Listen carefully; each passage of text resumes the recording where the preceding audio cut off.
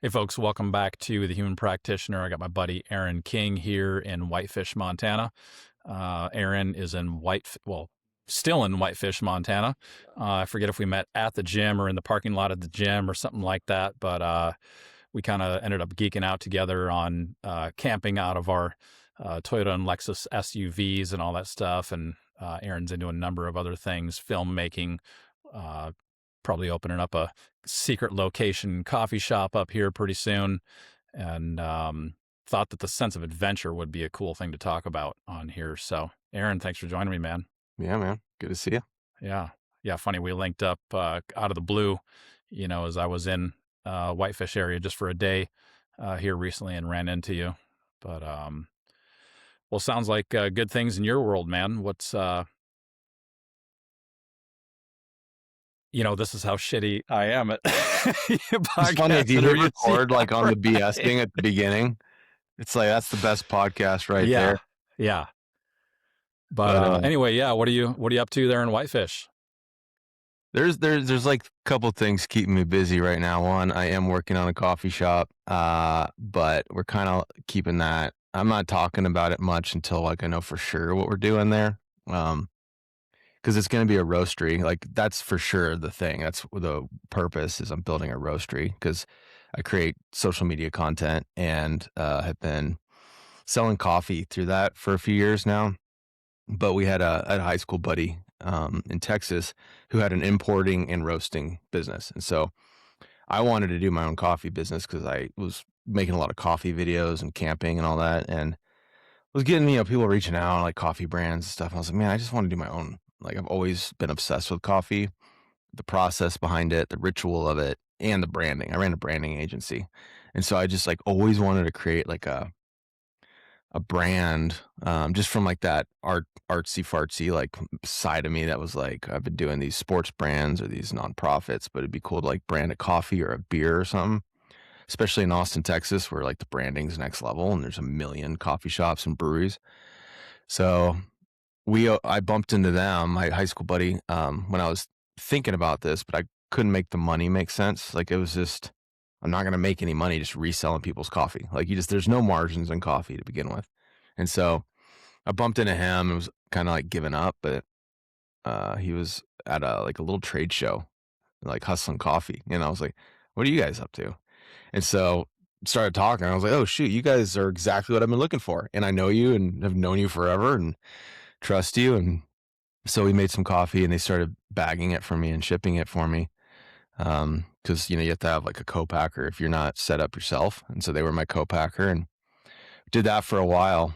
And recently they were like, we're getting out of the business and just kind of like, just for whatever reason, I use business reasons. And so I thought, oh, either I shut it down or I take it seriously. And I was like, I'm not shutting it down. I'm obsessed with it. Like I genuinely enjoy everything about the coffee process. So bought a machine, found a space. We're building out the kitchen and we're going to take over all the roasting here in Montana and just go hard on it and, maybe make it a communal space. But that's kind of why the coffee shop side is a question mark because zoning and all this stuff, can be trickier and delays. So we're going to evaluate here in like the next month, depending on like what we're zoned for and what makes sense, especially with the season, like if we're not going to be open till the end of the season, I don't know if we want to be pushing through the winter, on a brand new space. So that's been the big thing. And then finishing a film, I filmed a pilot. It's about 25, 30 minutes. I'm going to probably trim it down to like 25 minutes pilot episode, just like a narrative, like a film, like I casted my friends that are all content creators. So getting that done. And then I got a bunch of other stuff. Still trying to phase out my creative agency as we focus on the coffee and the content. So we have some projects we're wrapping up there in the tech and design space. So it's constant, uh, task switching, which I'm trying to like tone that down to be able to focus on like as we say in football days, make the main thing the main thing, So lots keeping me busy. Some stuff is should be higher priority than others, but those are the core things right now. And of Right course the on. car, always working on the car. Yeah, yeah. And you mentioned your hat brand there as well Yeah. prior to us hitting record here. What's the name of your company there again? Just Deep Snap. Everything's Deep Snap. Deep Snap coffee. Yeah. It was so like this is our hats. This is the coffee logo. It, it's a long story in the entrepreneurial world of how I ended up here with the name because I actually named the coffee Grumpy Bear Coffee. Um, I thought I was good on it. It was kind of a long shot because we all know like the Care Bears and Grumpy Bear and all that. I couldn't get the trademark, and it wasn't even because of that. It was because of some random obscure brand in the East Coast that didn't even use it but owned the trademark, and battled them for like a year and spent too much money in attorney's fees. And it was just like, dude, I'm just gonna call it Deep Snap Coffee. So that's my social media account. I was a long snapper in like high school, college, pro, and then I coached it. So I had Deep Snap as my user handle. Hmm. Yeah, I have a whole sports background. We can talk No about that if shit. you want. Yeah. Yeah, I played pro football for a minute and then was on the US bobsled team actually for a hot minute. But yeah, I had this Deep Snap back in like 1998, 99. Like as a kid, Yahoo domains, Yahoo websites was like the only thing you could do to create a website easily. So I bought deepsnap.com back in the day because I was like, I'm gonna be the Deep Snap coach. I'm like a middle school kid, and kept it. Started coaching after football. Or after my career, I was like doing scouting at major colleges like Oklahoma State, Houston, South Carolina, like big schools. Like we'd go and run their scouting for long snapping and kicking and all that. And so I was just like, that was my business at the time, just being a coach because that's all I knew. My dad was a speed coach, and so coaching fell into the family tree. But um, Deep Snap later just kind of morphed into this moody photography that I do, this like kind of depressing filmmaking. And so like Deep Snap, like I just kept it, and it kind of just was part of the natural evolution. And I had deepsnap.com, Deep Snap on all the socials. And so started making moody videos after COVID shut me down and said F it. I have a whole story there, but yeah, so Deep Snap kind of became like my handle. And I just kept the coffee under the same name. Dropped Grumpy Bear last year, and I'm big on hats. Love hats and printing them and fulfillment and stuff. The logistics of it just like wasn't worth it. It was like a few bucks here and there. People want the hats, but like by the time you make no money on like a reprinted hat or something, and then there's customer support, it gets lost in the mail. And that it was just like, man, I'm just gonna make my own and make it worth it. Like that's kind of my mentality is I'm either going to go all in or I'm not going to do it at all. So yeah, we make hats, but it's all just tied to the same brand. It's just this coffee lifestyle, drink your coffee out in the river lifestyle, and nudge towards adventure. And like our kind of the tagline is "Don't wait on life." I put it on the tape. Hmm. Just something I said during COVID. I was like filming a video, and I was like, "Just F it, don't wait on life," because we kept waiting on things to open. We kept waiting on things to happen, and nothing was happening. So, um, yeah, it's just been a slow evolution. A lot of one day goals, like goals one day after I sold my company, after this and after that. I just started doing all of them, now. Uh, So that's the whole idea. well, that's interesting too. Yeah, obviously you dropped a few nuggets there that I wasn't aware of. Your pro football career and all that, and it's funny these days that you find it seems more of this, like more probably in our parents and grandparents generations. It was like, oh yeah, I worked for a company for 20, 30, 40 years and retired from them or something like that. Whereas these days it's more of like a adaptability and like a breadth of different skill sets and whatnot that you can Yeah. combine into whatever you're doing. So how do you feel that benefits you as opposed to just being like a one skill type of guy? Yeah. I think, there's like two things from a nature standpoint. Like one, I'm very neurodivergent, like any entrepreneur, all of us are ADD or something. I'm like borderline autistic in some ways, like with the creativity, I think, and just like pickiness and lights and all the stuff. So like I have like that weird element, but then just instability growing up. like, not like I had a great family, great all this, but just like instability, like, parents are divorced, you're moving around, um, stuff like that. And I think, playing football, I played football UTEP and I ended up being a long snapper. I went in as like a running back, linebacker, safety, whatever, but I ended up being a long snapper. That's what my dad taught me to do. So my dad was, the speed coach for Dallas Cowboys and Mavericks, strength coach in the early 90s. So I grew up around that environment. So pro football, pro everything, just he built the gym and like you go in there and it was just pro athletes of every sport. It'd be like Charles Haley would just walk in one day and be like, "Yo, what's up, Bob?" And just like, "Was that Charles Haley? Like the Dallas Cowboy? Like that guy's like in the Hall of Fame, Just stuff like that. Like Greg Ostertag was there all the time, and he was the center for the Jazz against Michael Jordan in the finals and all that. He just lived at the gym. He was just always there. Oh shit. And Huh. so him and his dad, or his dad was there definitely all the time. Cool, like cool people like that, just hanging out, just shooting the shit, like the cheers of workouts. And so I was like a sports was my identity growing up. And I was pretty good at long snapping coming out of college. So I was ranked as like one of the top guys. So I went to the NFL combine and I was going to be like either drafted or signed or something. But back then they didn't have the roster spots like they do now. So I ended up not getting anything, which was crazy. Like I got called by the Steelers in like the 7th round. I thought I was getting drafted. And then they drafted a receiver instead. So it was one of those like, holy shit, I'm going to the Steelers. And then you see someone else's name pop up and it's like, holy Mhm. crap, like this really does happen. I've heard stories about how guys get called and then someone else. So it happened to me. And then I got nothing, crickets. I ended up going to the Buffalo Bills for like a week. So I had like this identity ego death for like 2 years.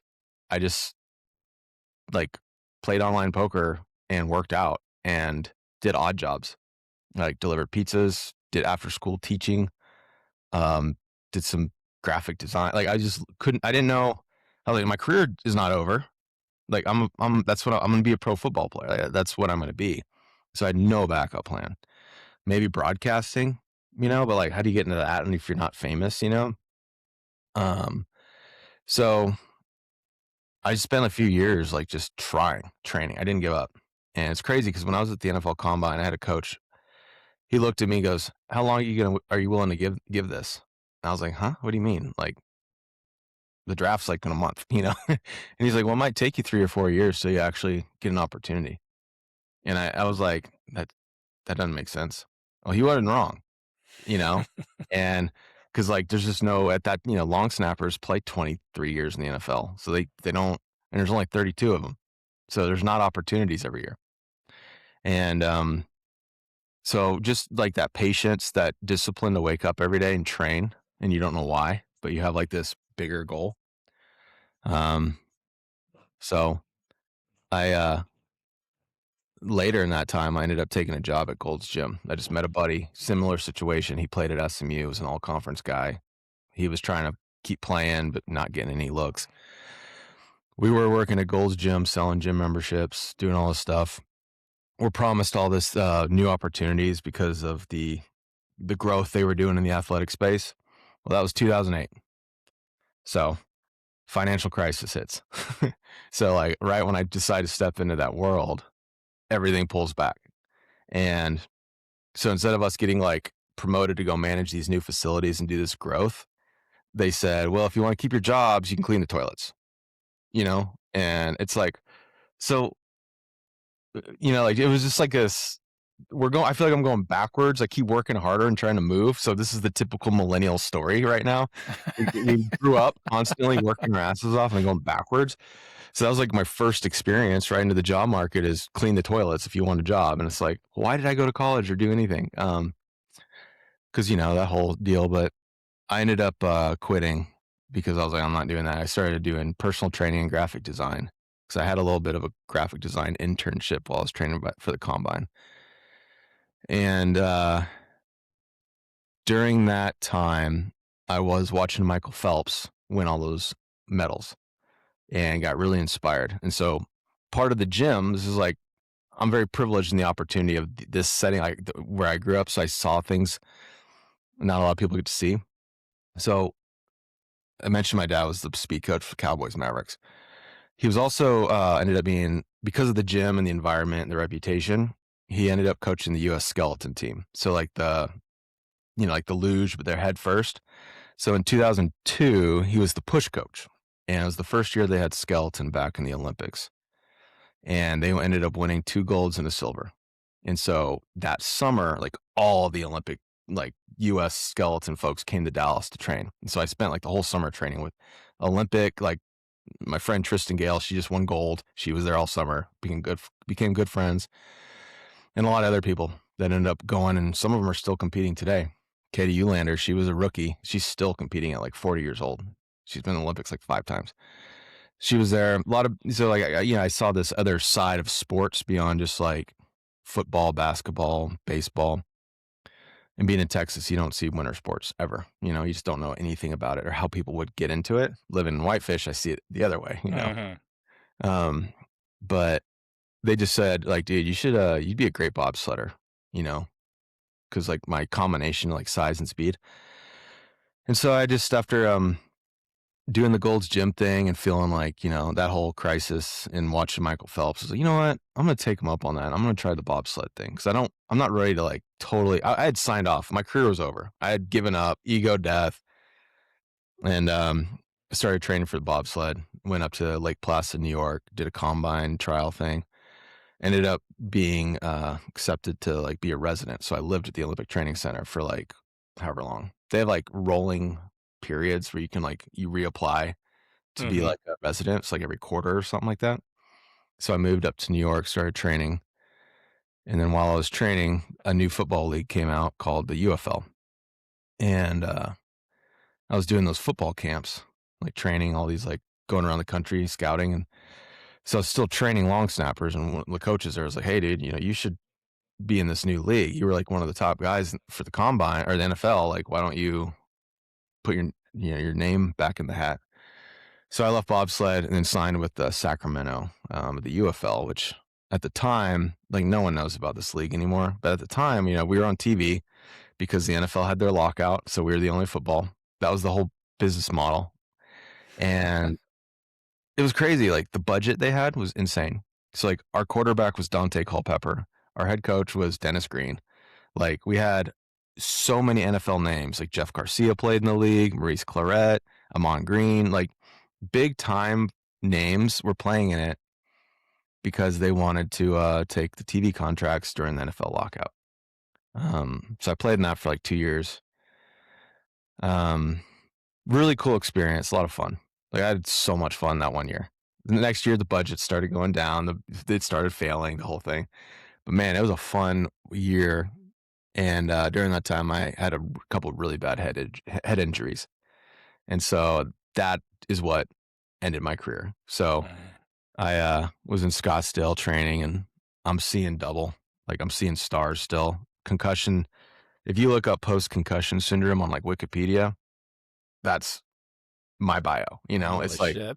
it was miserable. The migraines, the sensitivity to noise. Like I would hear birds chirping outside and be under pillows because like I couldn't.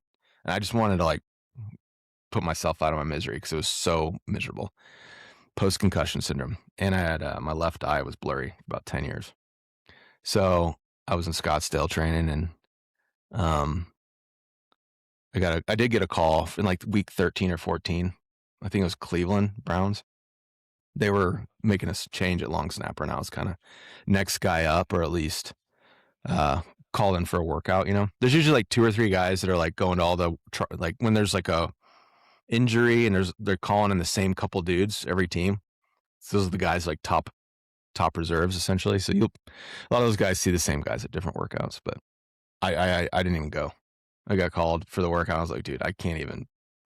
Like if I go run for 20 minutes, I'm gonna be have a migraine for the next 4 hours, and it's not worth it. So like I just said I'm done, and went in entrepreneurship from there. But I think like growing up in the slightly unstable environment, and then you go right into this sports world that's so not promised, into a financial crisis, into switching pro sports back and forth from football to bobsled to football, and then having an injury, trying to re-identify, like multiple ego deaths at every stage of my life. Like, like whether it was high school, culture shock going from North Dallas to El Paso, lot of scar tissue built up in the character. So what better way than to like prepare yourself for entrepreneurship, and the failures. And I built a couple businesses, lots of failures, some small business stuff. And right before COVID, I'd partnered with one of my clients. We came together and we'd finally like broke through where it was like, okay, I think this is going to be a big company. Like we're growing fast. We grew to 7-figure agency in like 18 months. So like I think in 2019 we did like right at $1 million, and 2020. So we were on pace for about $2.5 million in 2020 and did about zero because of COVID. I mean, not zero, but you know what I mean? It went to zero. When you're a new company in a growth phase and you have like some months of runway in the bank, but then you're like kind of, okay, well, we also have these invoices out. Well, we lost about 78% of our business in the first 3 weeks of COVID, like once we heard it started happening, and a little over $100,000 in invoices not paid. So like there goes your 6 to 10 months of runway, which by the way would have been a waste of money anyway because the world never came back, but you kept hearing one more month. So towards the end of that, we backed out of a new lease. We had a 6-year lease for a new space. We had already redlined it. It was to signing. And I was like, hey, dude, I think this COVID thing it wasn't in the US yet. So like, this is like, I saw the writing on the wall a little bit. So I backed out of a lease, which saved us a ton of money. It would have been a huge problem. And then fast forward, that's when all the bad stuff started happening. So like around in the summer, I sold everything, couch, car, everything, bought the Sequoia. And, I knew nothing about overland. I mean, I'd always wanted to do van life. Because of the sports, like I lived in San Francisco for a while. I lived upstate. I had done the nomadic thing for years. So I was very comfortable working. I ran my digital agency remote. So I was already doing the digital nomad thing. And, so I dreamed about van life, the idea, the romanticizing that, because I'd already been in these areas, but like not in nature, I was kind of removed by, hotels or whatever. So I bought the Sequoia. I decided to go the 4x4 route instead of a van, instead of whatever. And plus I couldn't afford anything else. And, cause I'd sold everything, literally. Like the couch went into like supplies for the car. Like I was broke, like, cause like I'm paying salaries. Like I maxed out my credit card. I did everything I could to keep staff on, like pay people that were owed, contractors. We paid our bills. No one paid us, but I made sure I paid people until I went into the ground, until I literally moved into my car. So I got to the point where like I had to borrow $40 from my grandma so I could drive to a video shoot and make like a couple grand real quick, like later. Like I got that bad because I couldn't even take in my gas to get to a project. So moved into the car, drove. I just put a pin in the Rockies towards Canada. I was like, listen, I've never been to Idaho. I played in Boise State once. That doesn't count. Like you fly in, fly out, I was like, I don't know what's in the mountains up here. So I just put a pin and I found a town. Now it sounds like silly, but at the time from Dallas or Austin, I was living in Austin, 3,000 miles away. So I ended up putting a pin for Coeur d'Alene because it looked like a fancy sounding. I didn't know anything about it. I did no research. I literally just said, what's a cool town? Cool. And Google mapped it. That was it. And I just got in my car and started driving. I had no idea what was on the way. So like I got to see things like Sedona. I saw things like Horseshoe Bend, just like on accident, where I'm driving. I'm like, oh my God, that's that Horseshoe Bend I've seen pictures. It's right here. I didn't map anything. I literally just drove north. And the only place I did want to stop by was Jackson Hole because like my dad trained a tennis pro back in the early 90s, Gabriella Sabatini. She was like top 3 in the world and they trained in Jackson Hole. So I'd heard about it my whole life. And So I got to Jackson Hole after a couple of days of driving. I think I camped in a parking lot in Albuquerque um, one night, and then on the side of the road in Sedona, maybe in that order. And then the third night, I ended up in Jackson Hole. And no clue where I am, don't know anything. I've done, like I said, no research. I just like looked for public camping somewhere. I get there, it's dead of night. Like I can't see anything. I don't have any fancy lights in my car. I'm driving like a stock Toyota Sequoia, like you're going to carpool, like I didn't have any, like I think I removed the step sides from it. So it looked a little more off road. And so I wake up in Jackson Hole and it is like, I'm in the middle of the forest, mountains. I have no idea. And so that was, I got on a call that morning in Jackson Hole. The only thing on my agenda was we had to call our last employee because we're still trying to keep it going. We had one person left. She was our best one. I had my call with her and my business partner, and we had to let her go. So like furlough, it was like the term at the time. It was like the soft way to say we can't pay you anymore. So we had to let her go, and so that was tough because like she was awesome. Got off the call, and I'm sitting here, and I'm like, for the first time in years, Slack wasn't stressing me out. Google Calendar, you see like your day fill up with crap that's going to show you you're not getting anything done because it's fires you put out. I had, 15 employees. So like I was always putting out fires or whatever, managing or teaching or hiring, just managing. And that was the first time everything was gone because there was no clients left. They were all gone. Last employee, we were just trying to keep busy or keep her something, gone.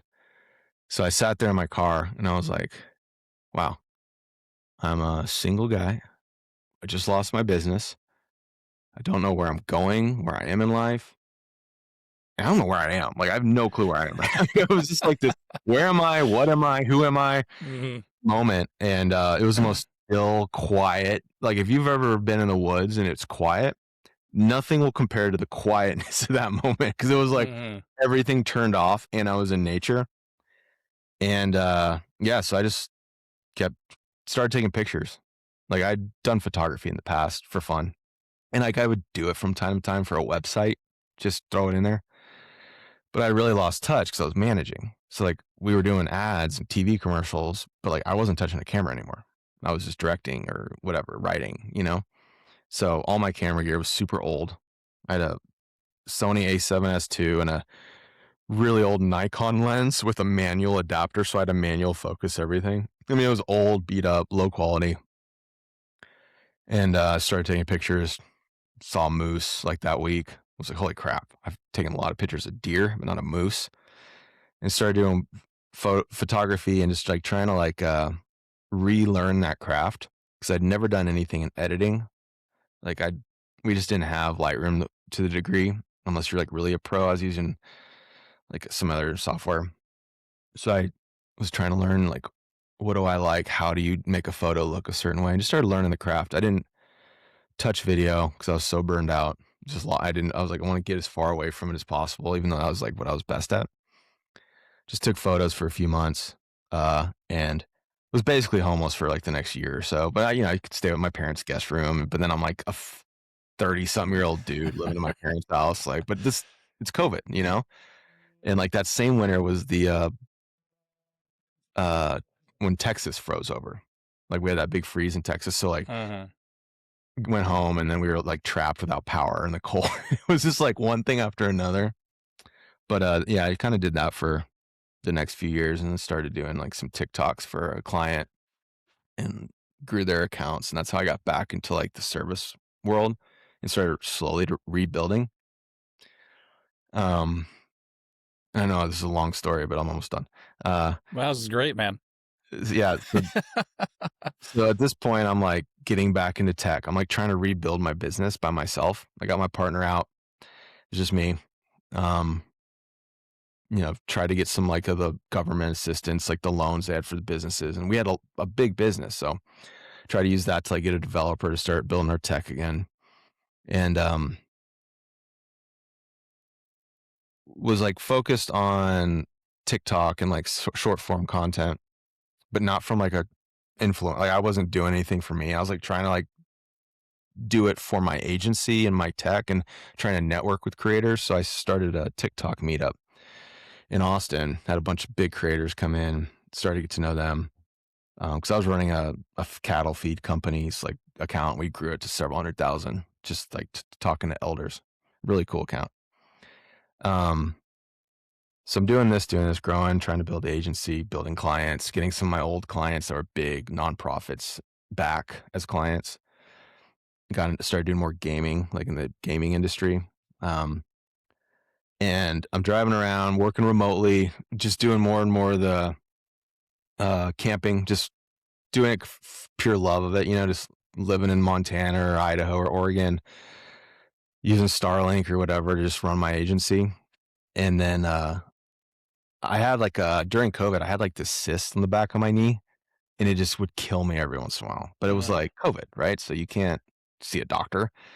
Every once in a while it would hurt. I was like, oh, it's like this Baker's cyst. Like it's a thing. People can get pre-arthritic. Well, I'm driving around in Whitefish actually, and I'm in a level 10 pain. Like pain, where I was like pounding Advil every few hours, sleeping with an ice pack on my leg so I could sleep through the night. So I'd have to wake up in the middle of the night, get the water off the bed, take more Advil, go back to sleep for a few days where I'm like, dude, I got to go get this thing looked at. Like I need to get it drained. So I go to the ER in Bozeman. I think I was in Bozeman at the time because I was driving and it was like, that's where I was like, okay, yeah, I really can't. So I went in there and they did an ultrasound and I was like, no, it's not a cyst, dude. So it turns out I had a tumor this whole time in my nerve. It was a nerve tumor. Oh shit! And I had no idea. Now, if it was non-cancerous, if it was cancerous, I probably would have been dead, because it would have been a sarcoma. But it ended up being a schwannoma. But because I was in Bozeman, I was living kind of in Austin, been going to Dallas.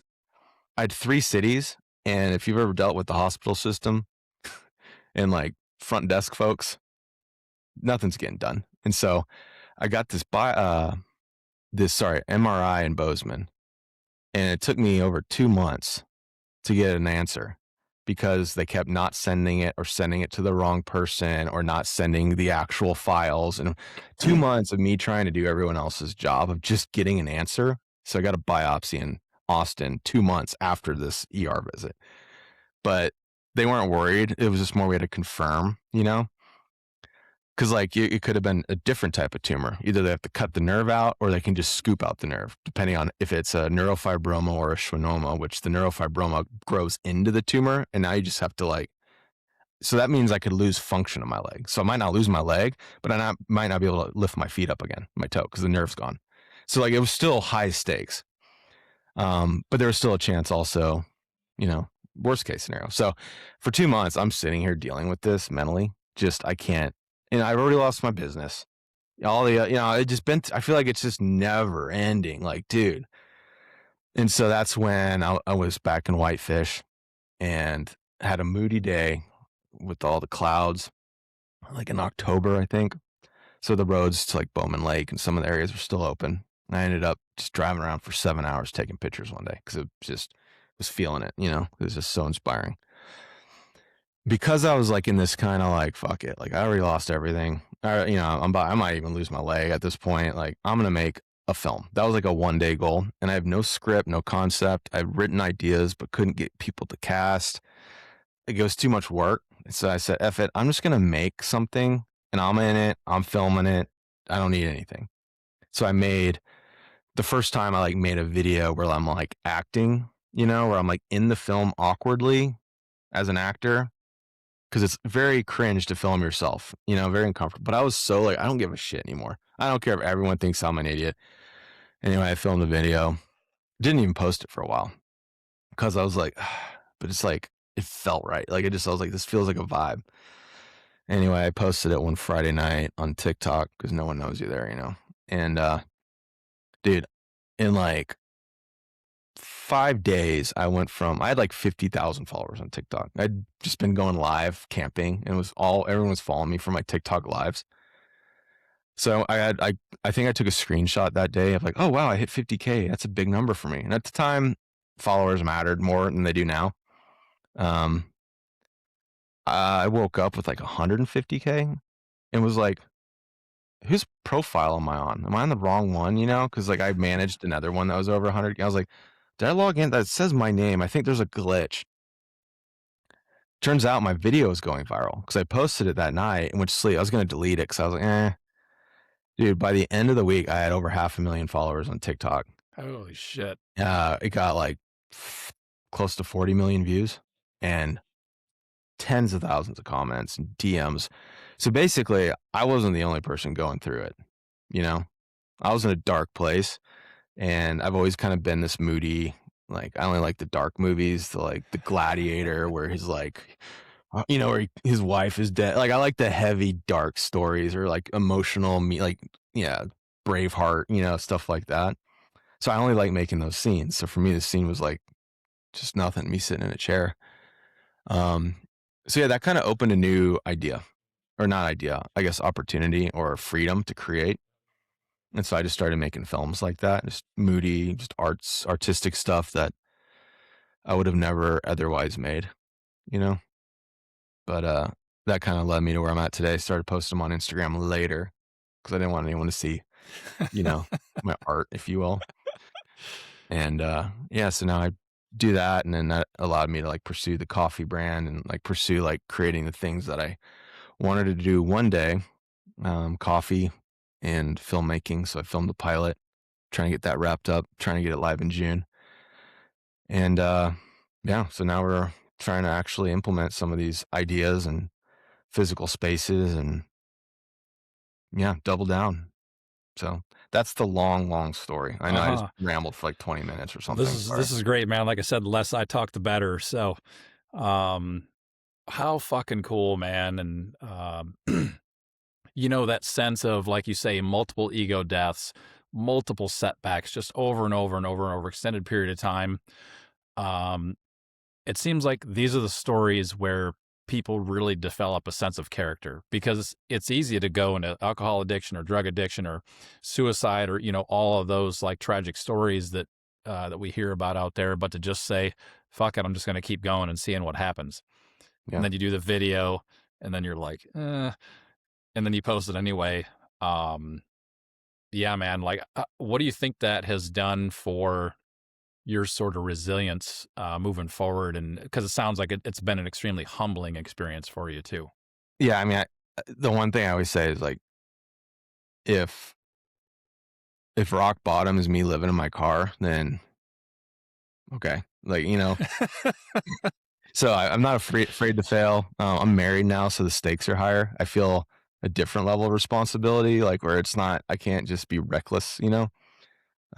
So life's different now, you know.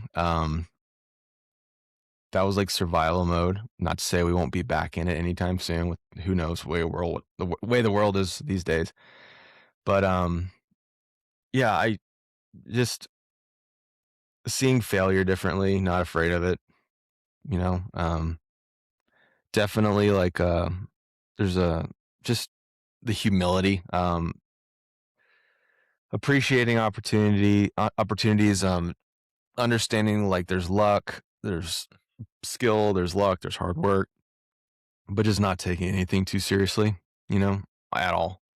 Because like uh, not everyone gets the same opportunities, not everyone has the same chance, not there's just so many things into it. So just appreciating kind of every opportunity I get and not uh having any lofty expectations of anything, just enjoying like the ride, the people you meet along the way, uh, just stressing less about business stuff, money, deadlines, having a balance. I skied for the first time ever last year. That was another bucket list thing, was being a ski bum growing up. Never did it because I was like out of my comfort zone was in Texas. Started golfing, you know what I mean? Like just picking up all the hobbies I never got to do. And even if I have a bunch of crap, it's like, no, let's just go to the driving range for 30 minutes. Mm. Doesn't have to be a all or nothing all the time, trying to create the balance. Still not great at it. I still have my demons. I still have my vices. I still have my bad habits. Um, but yeah, I think just one thing like I really got from just drinking coffee on the river hundreds and hundreds of times, is you start realizing what's important. So, like, if I'm gonna go to the coffee shop for 2 hours to work, it's like a parent who has only a few hours to get something done. They're really good at prioritizing, you know? Hmm. So, like, I think it just helped me, like, see how much stupid stuff I put on my plate that's not important. But that's probably, like, one of the biggest things. But I didn't need to relearn certain lessons, you know? It was like, "Okay, I got it. Right. Failing's hard, losing Yeah. everything's hard, don't need to learn Right. that again," you know? But, you can get through it. Hmm. Yeah, So, man. Well, this is inspiring for me as well. Some similarities in my story, but as we talked earlier, and you mentioned buying the Sequoia. If you don't mind, we shift gears because I'm curious. You got the GX 470. Do you still have that?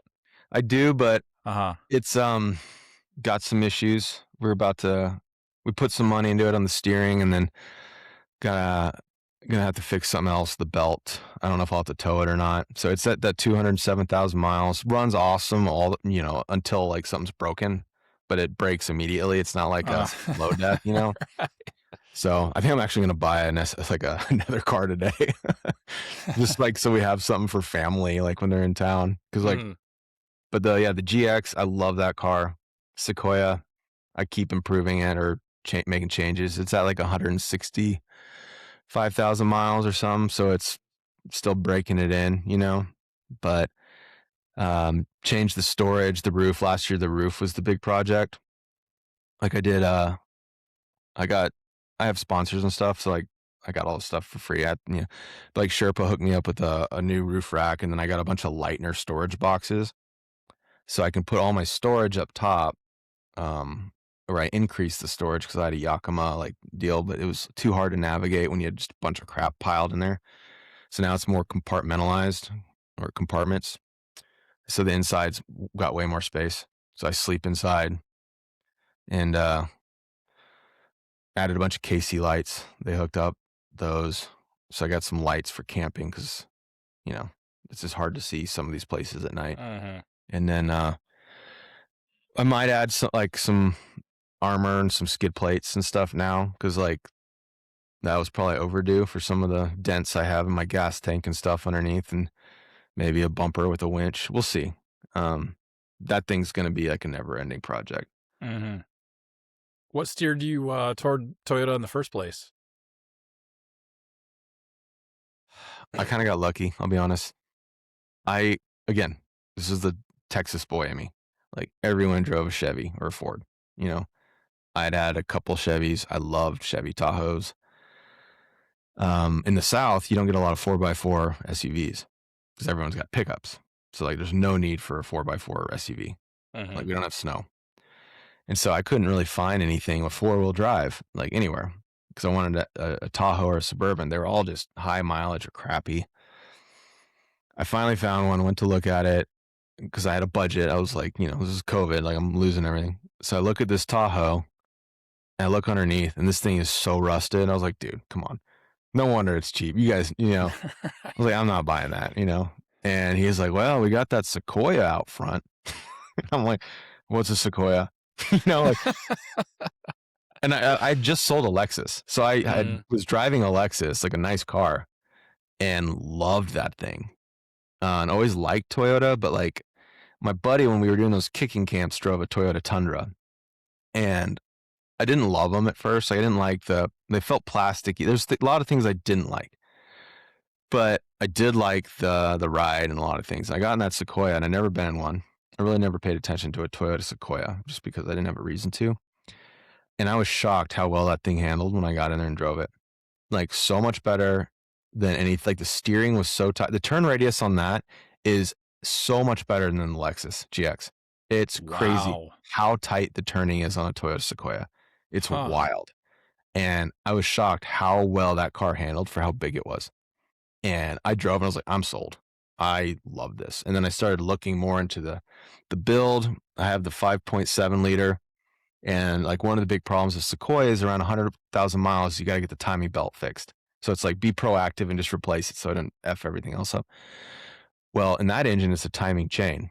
So you don't have to change it. It's like, it was just like good news after good news with the Mhm. Sequoia. And I was like, dude, and then I bought the GX later because I needed a car. And like I started leaving the Sequoia in Montana or wherever and then flying back. So I bought the GX for my Texas car. And I was like, "Hey, I'm driving Toyota and Lexus forever. Like this is my Mhm. third in a row of the Toyota Lexus category. And just like I've had Jeep Grand Cherokees, like Chevy Avalanche, Chevy Tahoes, Chevy Silverado, heavy duty. Um, Towed them all, you know, several times. Like, I got used to being on the side of the road and calling a tow truck. And knock on wood, that just hasn't happened, you know. And I'm putting these cars through hell. I mean, Mhm. that's Sequoia. I guess maybe I towed the Sequoia once, but it was an emissions thing and it shut the car. Oh, I didn't have to tow it, put it into limp mode. So it would only go 35 miles an hour. And it was because of this stupid pump emissions thing. It has nothing to do with the vehicle running. Um, that was the only time I had like a problem with the Sequoia, but they're just so reliable. Like it's crazy. Like I really do beat the hell out of that thing and just like have no worries. We're like driven Chevys, you know, there's just always something. And I say that as I'm probably gonna buy a Chevy Suburban, you know, just like a used one, just so I have something bigger to haul stuff and people. But I'm like going into that knowing I'm gonna probably tow it, you know. But I wish Sequoia, like I wish there was like an extended, like a longer Sequoia. I'd buy one of those too. Mhm. The other thing with Sequoia is they're hard to get because no one sells them. Like Yeah. once you have one, you're not gonna find like a solid Sequoia for sale. That's one of the reasons I'm not getting one because I'm like they either got like crazy mileage and someone finally got rid of it, but people don't get rid of them for a reason, you know. So Yeah, it seems wild like that, yeah, the Toyota trucks and SUVs, that's a problem if you're looking to buy a used one because it's yeah, like people are like, "I know what I have." Like, there's nothing else to buy that could possibly replace it.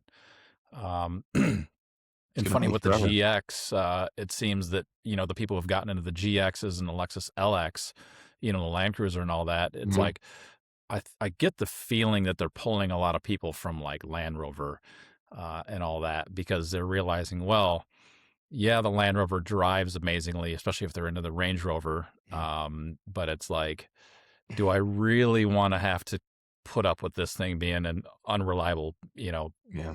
piece of shit, most of the time? Funny enough, back when I was selling BMW several years ago, um, what's his name? Tom something, the lead singer of Blink 182, Mm. popped in Belong. like early yeah, Tom DeLonge popped in early one morning one day looking at a BMW 7 Series and we're driving it and telling me, he's like, yeah, I have a Range Rover. And he's like, I hate it because it always needs something. Mhm. It's just, so unreliable. And, it seems like Toyota and Lexus, they get criticized for being like boring or out of date or whatever. And it's like they do boring and out of date so well. And they take Mhm. so much time to refine their vehicles. It's like, no wonder why people are driving 20-year-old Lexus and Toyotas and, don't Mhm. care that they have 200,000 or 300,000 miles on them. Seems like they're kind of in a league of their It's the whole own. philosophy, like what you said. Like they want the boring to be perfect versus like a BMW. Like the German philosophy is more like it's like no, this is how it could be, you know. And it's like Briefly. yeah, but it could be great if you know. And they just engineer. I mean, they make great machines, but they're just Hmm. gonna be a pain to maintain. Hmm. Mhm. Yeah, Yeah, it's you know, it's funny too. Even like the difference between Lexus and Toyota, like it depends on the model you get. Because when I bought my Lex, I bought it from this little tiny used car lot. When they were pulling it around, I already signed. They're literally about to hand me the keys so I can leave. The dude runs into a pole. So like, I'm just like, oh, I just bought this used car, and now you're just gonna have to replace the whole back fender, you know? And it was just like, dadgummit, you know? And like, obviously he felt bad. I felt bad for him, you know? But they had a body shop there, and they're like, we'll fix it. We'll have it to you in a few days. Sorry. So they gave me a 2020 Forerunner to drive for a few days. So at the time, that was like a 2-year-old car. It was like a really new Forerunner. And that 2003 Lexus GX, it is night and day how much better that GX drives. And I know it's still a Toyota and it's like, but it's crazy just like the difference. I haven't tried all the body styles, but I've driven 2 Lexuses now, and it is unbelievable, the feel. Like, that Lexus out front that I have is, it's 20 something years old. It's a 2003. It's, you just get in it, and it just feels like everything's tight. Like, it just feels like it's glued perfectly or screwed, like it's made with um, just like a different level of craftsmanship. So after I drove the 4Runner and then the GX, and I have a buddy who he went from a 4Runner to a GX. He said the same thing, different years too. So like even just that little leap from Toyota to Lexus is crazy. Mm-hmm. Like, and I love Toyota, like love Mm-hmm. Toyota, but I think it depends on the model because the Sequoia I think drives better than the 4Runner, which is Right. crazy because it's way Right. bigger.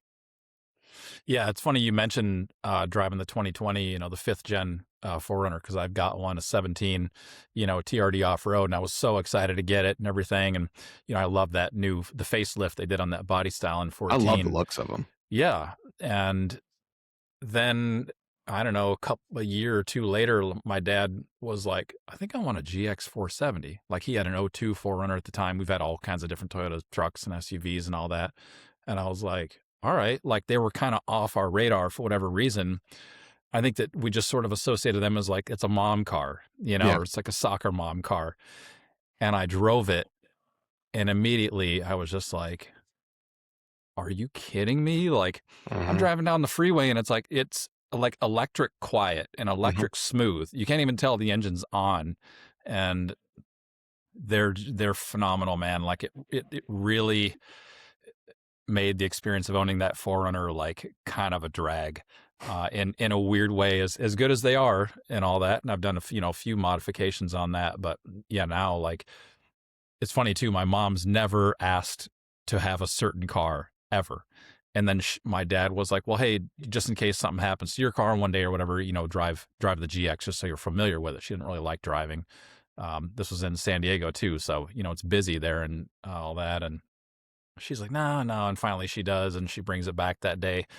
And my dad tells me, she's like, "Either this is mine or you're gonna get me one." Yeah. They're so nice. Yeah. And funny how you said too that people like to hang on to them. My dad was like, "Okay, well, I'm going to go to work and try to find one of these." And luckily, they were in San Diego at the time. Lack Mhm. of corrosion and all that. And he found one in '07 with 188K on it. It's like a Russian woman or something like that. A little on the older side. She replaced it with a GX 460. She liked that so much. The next generation she got, and kept the 470 for like another year. And my dad was like, "I have a feeling that she didn't really want to sell it." Yeah. Real firm on the price and all that kind of stuff. And, but they got it. So, and now I'm the beneficiary, now that my parents have basically retired, they're like, "We don't need, two of these things." So, I've got it now as of like the last 2 years. I'm probably going to hit 299K on it this Wow. month or probably this weekend.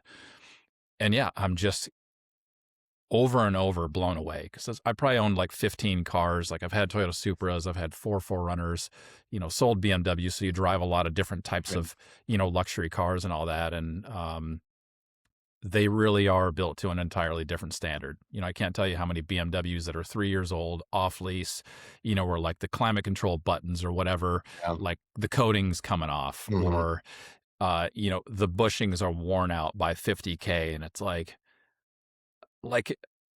how do they do this in good conscience, No. whereas us, boring guys, it's just like nothing goes wrong. It's great. Or, occasionally it will. Like you're going to expect some stuff over time, is going to Yeah. need to be replaced. But The only thing that bothered me about, like, the Lexus, so I had a 2013 LS, so, like, a really nice oh, car. hell yeah.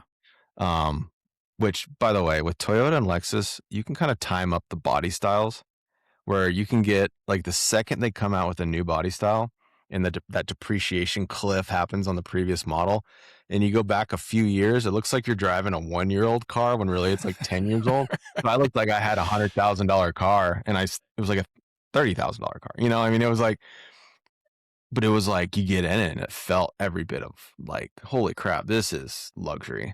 The only thing about it, it was so nice, the half of it was, like, unusable. like than the tech, because it has this whole dash and all the maps and all the stuff.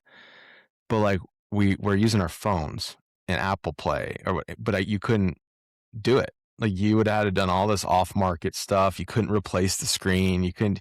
So I had all this tech in there that I couldn't use. That would be my only like thing that kind of bothered me, where I'm like, dude, this is so badass. Like if you would have given this to me before iPhones had all these integrations, this is the coolest shit I've ever seen. Mm-hmm. That was the only thing. It's like sometimes when the tech gets dated. So I'm hoping these newer cars, I'm sure they are, but it's like that's where we're headed, where it's like, you know, especially these newer models with how much tech's in them, you wonder how much that's going to date the car. Because you start thinking about like, you can go get a 1966 Mustang and thing's awesome. But I think about Tesla. It's like, are these like iPhones where like if I have one that's 4 years old, it feels like it's 20 years old? You know what I mean? Mm-hmm. Like I wonder where the tech's going on the vehicles, because I like that. I don't have like a screen or anything in my Lexus. I don't know if you have it or not, but like I was the last year, just had the tape player. Uh-huh. And so like there's just nothing there, and it just feels more like a Jeep, like it feels Mm-hmm. like this. Um, that's the only thing like on the gray area with the used cars right now is like sometimes the tech throws me off. I replaced mine obviously in the Sequoia because that's easy, but it's harder in some of the other ones, especially Lexus. Their systems are so dialed. If you replace one thing, you're replacing the whole thing. Mm-hmm. I don't know. Have you experienced that at all? Like on the tech piece? Yeah, yeah. Mine has a screen with the navigation. I don't use it, and like you say, everything's off market. To do an upgrade and to get something that's good. It's not cheap at all. So it's like, okay, cool. I'm not going to do anything half-ass. I'll just wait. Yeah. Luckily, I have Bluetooth, so I've got this like little auxiliary plug-in Bluetooth thing where I can now listen to music, or whatever through my phone.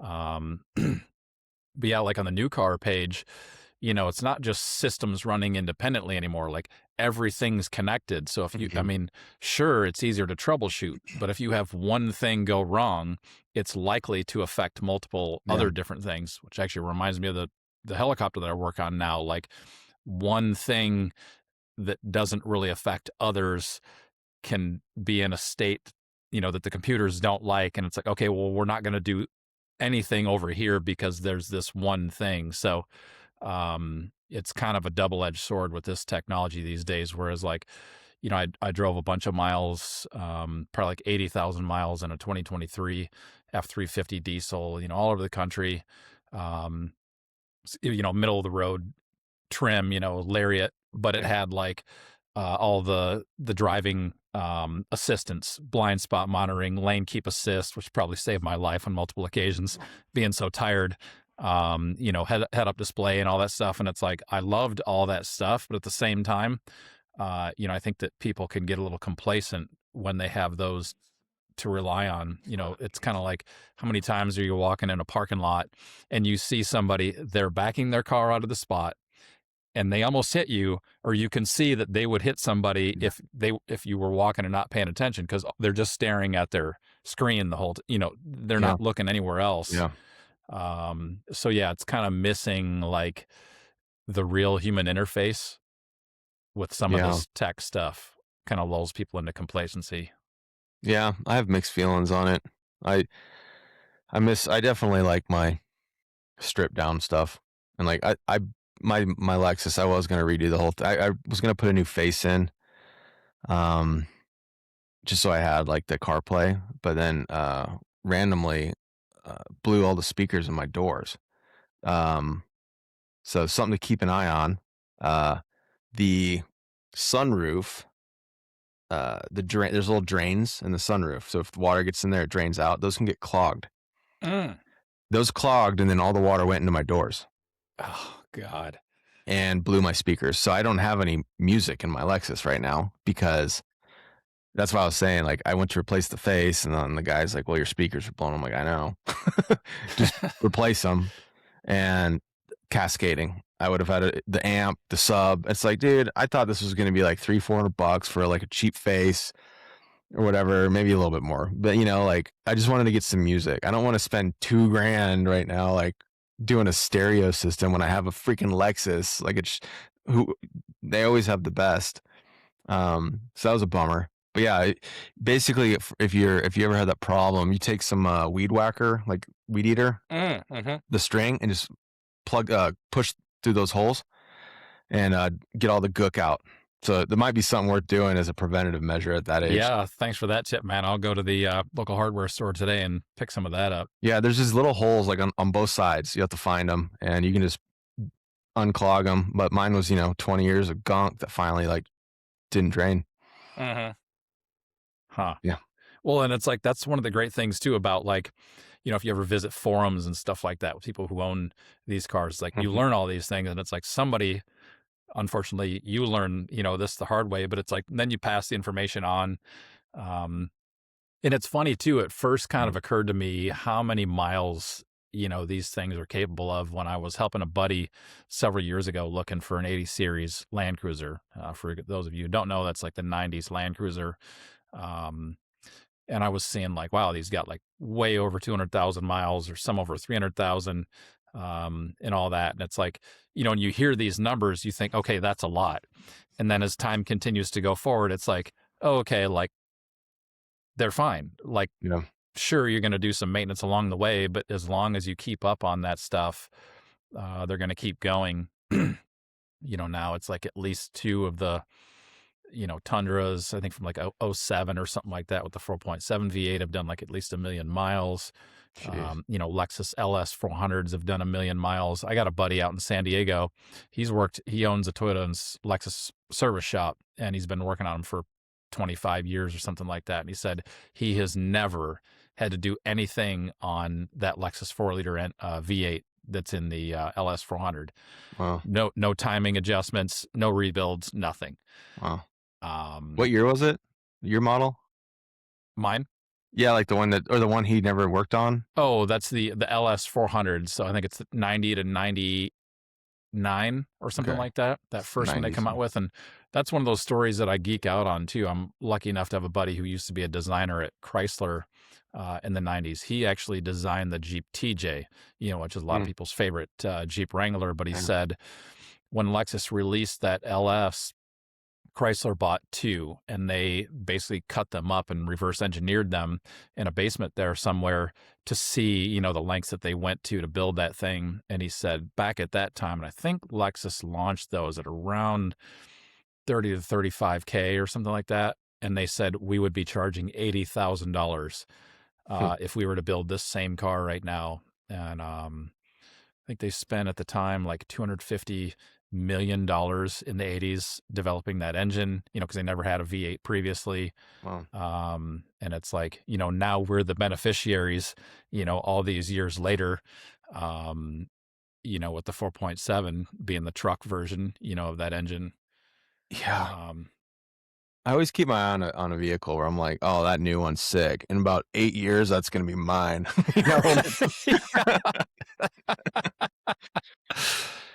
Yeah, or it seems like you can do that with Toyota and Lexus, whereas it's like the German cars, it's like you say, they're phenomenal. They drive amazing and all that. But it's like once you're past that warranty, like what does ownership really look like? Yeah. So yeah, I think it starts to get scary. I feel it right now shopping because like I have a need want for a third car. Really, I need to swap a car, but the Sequoia is a work truck. Basically, it's my camping rigs where I film. I make a living basically using that now. So that's not going anywhere. Like I don't need a Suburban and a Lexus GX. But why I can't get rid of the Lex, you know what I mean? I think I'm about that because like we do need we constantly because we're hauling stuff doing the coffee shop. We got like 6 family members coming in next week. We don't have the space like for friends or whatever and all the gear we haul. So I was like, we need like a pickup, but we need seats. So I was like, I guess we'll get a Suburban. But as I'm shopping, just the anxiety I get looking at them because we're not trying to spend a bunch of money. And, cars are just through the roof now.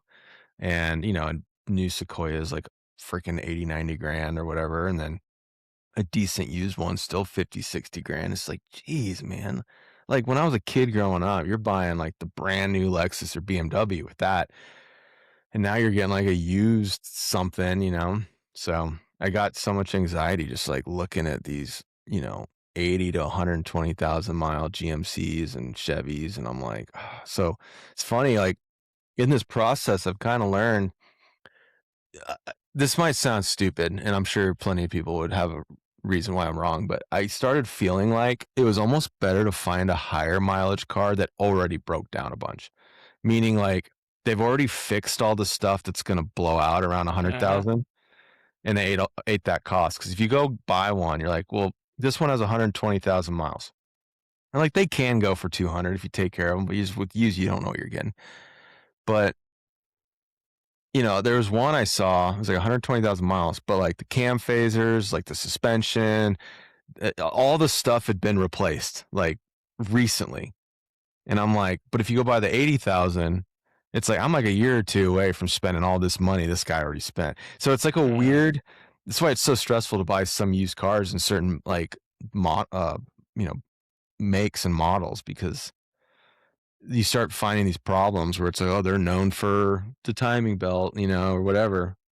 Um, yeah, like with Toyota, man, it just like I said, I think I bought my Lexus with like it was 100, probably 160, 170. I mean, it's at 200 now, but yeah, it was up there, and I had no anxiety about it at all. Mhm. And even at 200,000 miles, I need to fix something right now, but I don't think it's going to be an expensive fix. I just think it's the belt's about to snap off. That's about it. It's just making noise. It was. So like it's just a different it's just a different beast altogether. Mhm. I don't know. I can't even look at Jeep. I drove a couple Jeeps, like Grand Cherokees. I can't even look at them anymore. Like Mhm. the parts are so bad. And when you actually start fixing them and realizing how poor the parts are in those things, you're like, "Oh yeah, I don't know if I can get one of these again." Mhm. They're nice, really nice, but man, It's funny you mentioned Jeep because I've driven a few Wranglers, that were used cars back when I was doing car sales and all that. And it's just like, man, this is like terrible. And then, you hop in my Forerunner, my 17 Forerunner at the time. It's like, this is like a luxury car compared to a Jeep Wrangler. And what else was I going to say? Um, I'm kind of losing. Oh, yeah, yeah. We would get so many trade ins for Wranglers that were 1 to 2 years old. I really, think, yeah, I think that for a lot of people, what happens is the fun and the excitement wears off very quickly with those. yeah, And lucky for them, they hold high resale value because it's an iconic type of a vehicle. mhm, But yeah, I think a lot of people, because that when you're test driving a car, the level of excitement kind of, it's like meeting somebody new, yeah, somebody new you're excited about. You kind of block out the things you don't really yeah, like. And then after a while, you're like, oh, like this is what I noticed earlier on that I wasn't honest with myself about. So I think that's a big thing that happens in that space. I think that's a big thing that's happening with Broncos right now too. I think mm, the Broncos really kind of the same in the same space because it's either a soft top or it's a fiberglass top. So it's going to be noisy no matter what. yeah, It's going to be hot in the summertime. It's going to be cold in the wintertime. yeah, Um, so it's like, sure, if it's your second or third vehicle and it's your off-road vehicle, you're yeah, probably going to be fine with it because you don't have to drive a bunch with it. But yeah. It's tough as a daily driver. yeah. It's funny, like you're saying, I like it's like the excitement of dating. I look at like car shop and like I've been cheated on a bunch, and I'm like, everything's a red flag. Like, what's that Right. noise? Yeah, right. Uh, Yeah, it's funny how heightened all your senses become when you're trying to drive, something like that. Like you're smelling for things, looking for yeah, things, listening, feeling, vibrations and all that sort of stuff. And you're the person who has it. You're like, are they being honest with me about all this stuff? And um, but hey, cheers to actually knowing what you're looking at and all that sort of stuff. There's one Tacoma I went to look at many years ago. I'm like, any body work, anything like that, damage or whatever. And he's like, nope. And I'm like, okay, cool. Well, I'm on the ground underneath it with a flashlight. And I'm like, yeah, so your bumper here, like all this hardware has been removed and some of it, some of the nuts are on backwards. And he's like, oh yeah. And it's like, oh, you forgot about it until I found it. Yeah, And it's like, sorry, dude. I know. No, I had a really bad feeling about I was gonna go buy this Yukon. Like I said, I was looking for like a Suburban or something like that. I wanted big if I was gonna get some. And there's just this dealership that just the dealership seemed sketchy. Like my gut was just like, but the cars seemed great. The Carfax, everything. I was like, man, I feel like this car is fine. But the dealer, like I just was like, I just know for a fact if there's something wrong with this car, this guy's not gonna tell me, you know? And so I ended up not going with it. And I'm gonna go through like a sometimes it does pay to just go through like the big reputable dealership because they do a lot.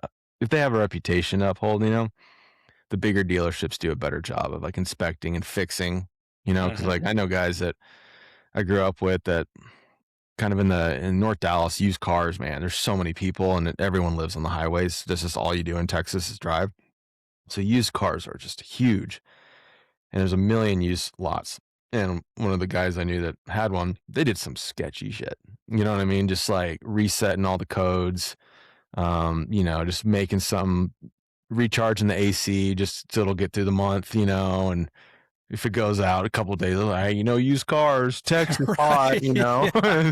It's like, no, you charge that just enough to get it off the lot, Yeah. just the shit they do, man. Whereas some dealerships, because I know guys that, same thing, like they own real Chevy dealerships.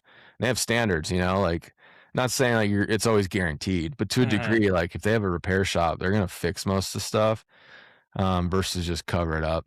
Because if they don't have a Mm-hmm. repair shop, they're not going to take that cost on, because then I Yeah. have to pay somebody versus just running it back in their shop. So like Mm-hmm. those are like some thing I've been looking for a few weeks now because I know I'm going to have repairs. Like I know I'm going to have to pay a couple grand in the next year or two on whatever I buy for something, you know.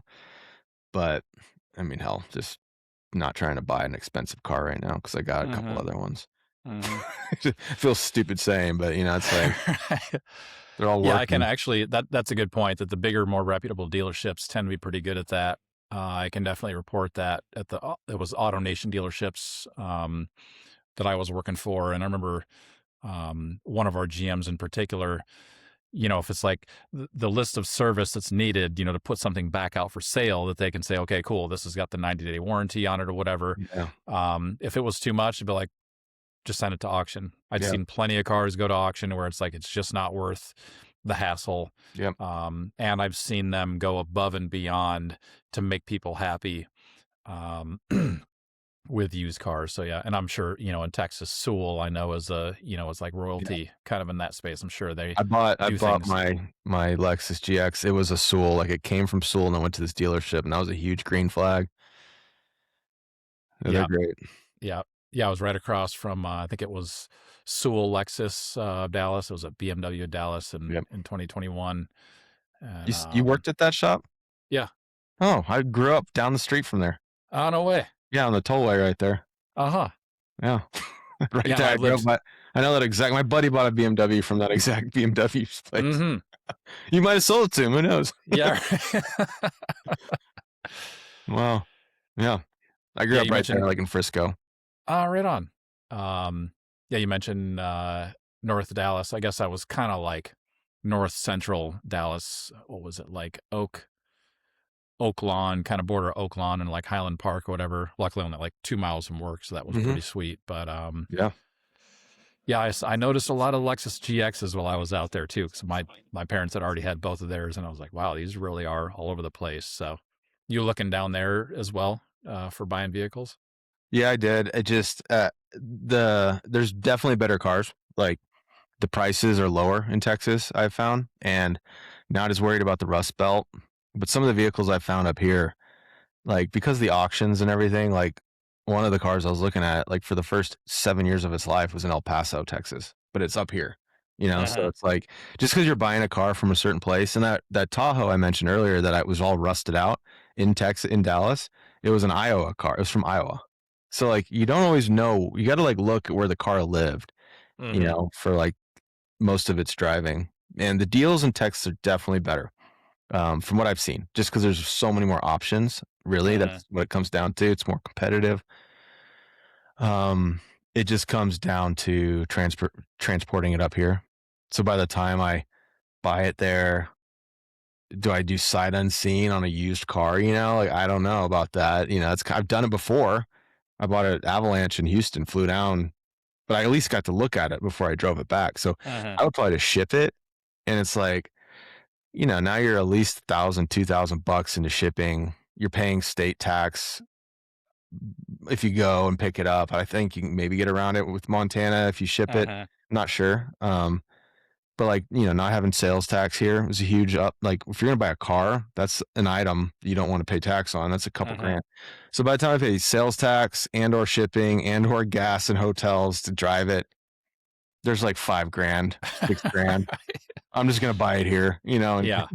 whatever. So the deals are definitely better in Texas. It didn't make sense right now because I need it like now, so I didn't want to like spend the next several weeks of bandwidth figuring out how to get a car to Texas or from Uh-huh. Texas. So, and yeah, but I definitely looked.